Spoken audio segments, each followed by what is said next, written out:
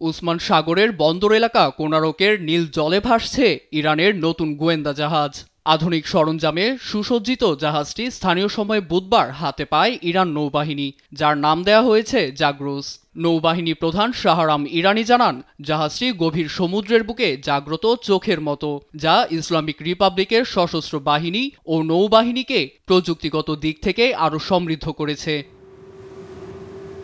বার্তা সংস্থা তাসনিম নিউজ জানায়, জাহাজটি নির্মাণ করে ইরানিয়ান নেভাল ডিফেন্স ইন্ডাস্ট্রি।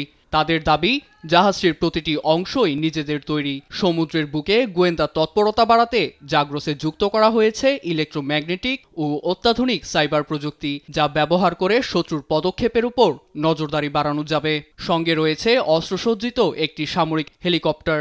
দেশটির সর্বোচ্চ ধর্মীয় নেতা আয়াতুল্লাহ খামেনি নৌবাহিনীর এ অর্জনকে দূরদর্শী চিন্তার সুফল হিসেবে আখ্যা দেন।